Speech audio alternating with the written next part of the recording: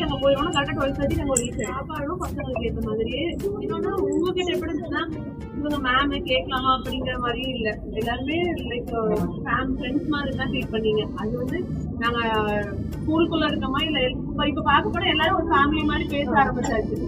ரொம்ப ஹாப்பியாக இருந்தது.